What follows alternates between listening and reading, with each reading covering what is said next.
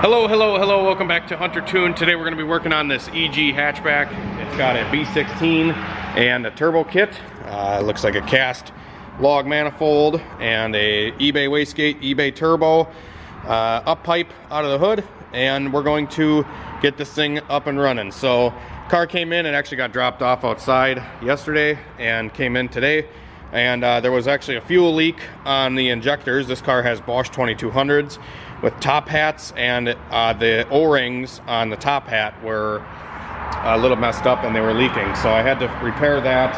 And now I got the car up and running and I pulled it into the shop, and now we're kind of just going through some stuff. So this car is on a chipped ECU.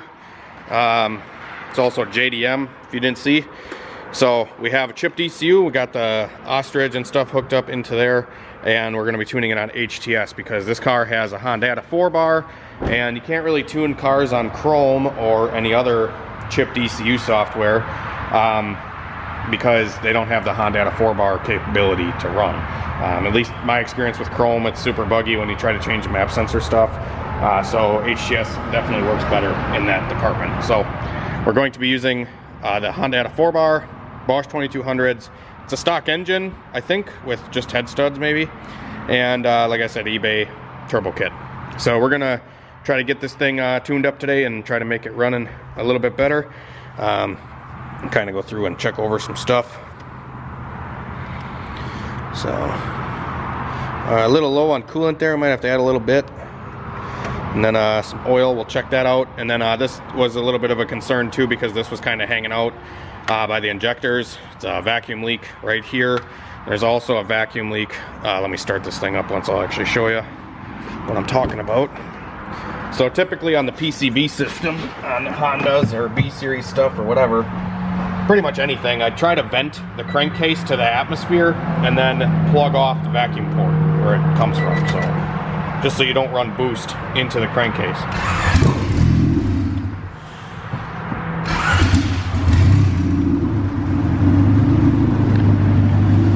So I don't know if these vacuum leaks are purposely done to get this thing to idle, because it does have kind of a lower idle that we'll probably have to adjust the idle with the throttle stop like we normally do. But we do have this vacuum leak here.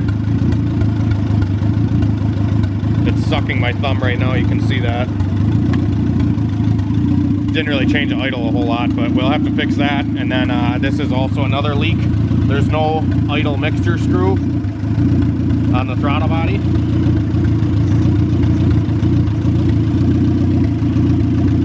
So it's missing the screw, and this isn't plugged off either. So we have 3 different boost leaks here that we have to address. We got a switch for the gauges here. See what our air fuel's looking like here with my base map in it.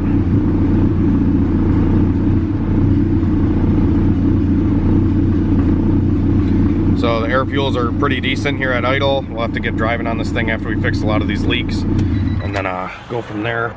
So I gotta try to find an idle screw because I don't think I have one here at the shop, which sucks. So I gotta try to find an idle screw and then plug off this port here and then plug off this port on the intake. Holy crap, that thing's tight.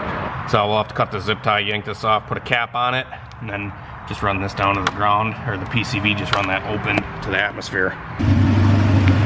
Alright guys, so I actually just went to the junkyard that was kind of close to my shop, and luckily they had an air screw, but the problem is the inside of that throttle body is kind of screwed up.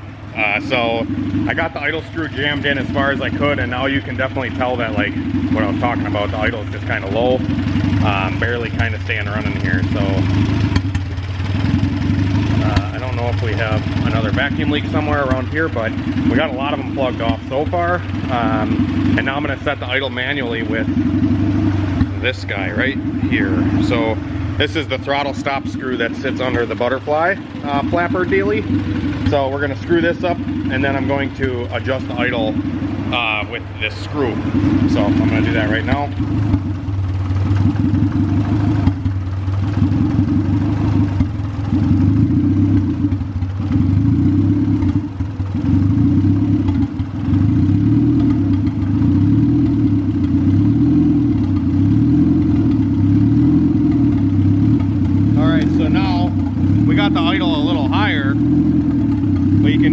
now it's kind of a little up and down. So we're going to tighten this up for now. Alright, so we got the car kind of idling as good as I can get it for now.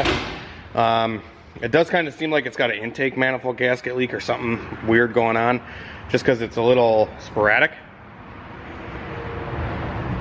But we are going to start driving this thing and kind of see how it is once we start rolling. Like I said, it is better than it was, but it does seem like it's got something else going on.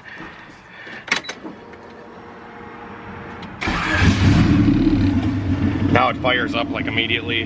Before it would take a couple key turns to get it to fire. I noticed when I shut the car off the last time, the turbo shaft was doing the Macarena. Like it was kind of, hang on, I might show you what it looks like. I haven't done any pulls, it might be fine, but I'm just, you know, just something to note, I guess. Alrighty, let's get to it. We're gonna do some non-VTEC pulls, get that dialed in, and then turn on the VTEC. So we'll see what she lays down without VTEC first and get that all dialed in.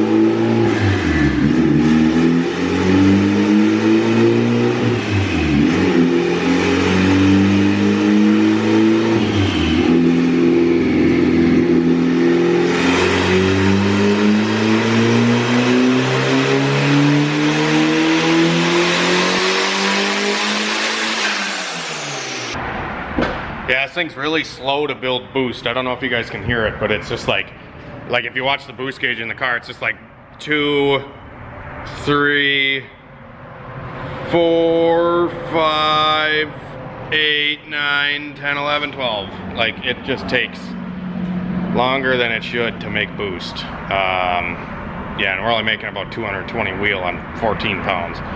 It's kind of weak.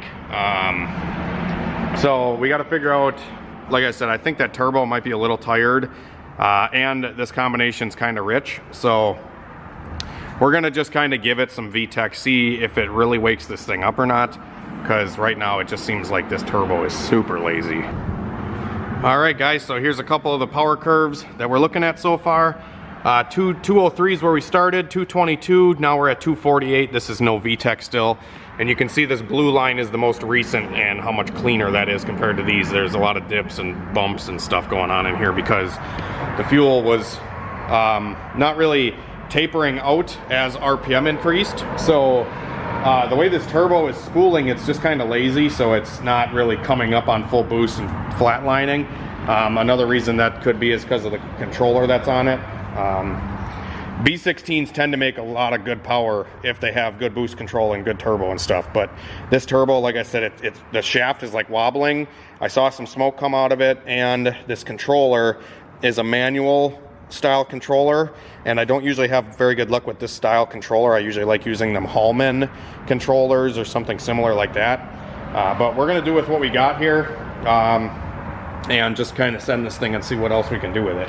So now I'm gonna turn VTEC on now that I got the fueling dialed in for non-VTEC. A lot of times you can see on the 2D table of the tune where, like, if the fuel isn't kind of coming out of it on the non-VTEC side, it's gonna go really rich. So I had to kind of taper the table and get it flat and kind of tapering out in the non-VTEC side to be able to get that fuel to be where it needs to be. Just because the cam efficiency really runs out once you get past a certain point, and that's how I find where my VTEC set point needs to be. So that's what we're gonna do. Found found out where that happy spot's gonna be, and might set it even a little bit lower just to kind of get this turbo to frickin' give it a kick in the ass to start moving. So that's where we're at. Alrighty guys, just did a VTEC pull. I didn't really film it because my camera battery's a little low. This car, I'm gonna compare a VTEC run to a non-VTEC run here. 1 second, so we'll zoom in on this and we'll compare what's going on. So the dark blue and dark brown are VTEC.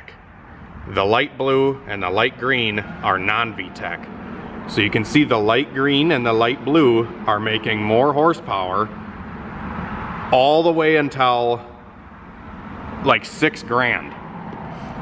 That's not how that should be. This thing starts to kind of come alive way up top. That's telling me that we don't have enough oil pressure to engage VTEC down here like I'm commanding. So something's going on. I'm going to check the VTEC solenoid, and I'm going to actually pull it off of the engine and check the screen and see if it's plugged, because sometimes plugged screen can't get enough oil pressure through. This whole engine was apart. I don't know what was all done inside of it or anything like that, but VTEC is not really working how it should. So that's kind of where we're at, trying to figure out some of these issues, and we'll pick up with you in a minute when I get this VTEC solenoid off. Alright guys, so I got the VTEC solenoid removed, and there was some crud kind of built up and some RTV and stuff that was, you know, kind of just on here. So we're going to try to clean a lot of that stuff up. And I think maybe the oil is just really watery on this thing, and it's just not building enough pressure to lock these VTEC pins all the way. Here's the screen.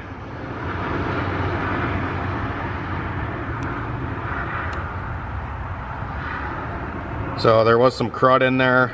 We're gonna clean this out. I'm gonna just clean all this stuff up and then try it again. I'm gonna add a quart of 2050 oil to it too and see if that will help, because sometimes if the pumps are weak, the pickup tube leaks, anything like that can cause stuff like this to happen. So I'm gonna try to bypass a lot of that by adding a heavier weight. A lot of times we run a minimum of 1540 in a lot of these cars, and this oil seems like straight water. So I don't know if it's like a 530 or something like that, but definitely seems like an issue. So pick up with y'all in a minute. Hopefully we can get this thing dialed in. That didn't really work. So anyways, I got a new solenoid on the car, put a little bit more oil in it, and VTEC is working. This combination kind of wants it to be a little higher. They said they did some work in the cylinder head on this thing. I don't know exactly what they did, but I have VTEC a little bit higher now, and it flattened out the power curve a little bit. This thing's just really lazy. The turbo is just kind of a little slow. The current power curve, I think we're not hitting full boost until like 6,500 or so. So we're gonna do another rip here and let you know how it does. I'm gonna raise the limiter a little bit and just kind of send this thing and see what it's got. Well, this is what we ended up with, guys. 314.89, so 315 wheel horsepower on about 14 pounds or 10 to 14 pounds of boost. The turbo was kind of fluctuating. You can see here, kind of dies off, comes back, whatever. This also is 7,000 and that's 8,000. The dyno is off 1,000 RPM on this setup. So it's not hitting full boost until literally 68. All right guys, that's gonna wrap it up for this one. Less than perfect results, but nonetheless, the car runs pretty good now. And we got her lined out as best as we could. So like I was saying, the turbo didn't fully light until 6,800, 50, yeah, like 7,000 RPM is when it finally freaking lifted, or finally started to make full boost. So he's got to change something, bring it back. Motor sounds great. Turbo kit needs a little help. So maybe this thing will come back soon and we can get it dialed in with some new parts. I hope so. I would love to show you guys what it could be if it had some good parts on it. So that's gonna be it, guys. Thanks for watching the video. Have a great night and a better tomorrow.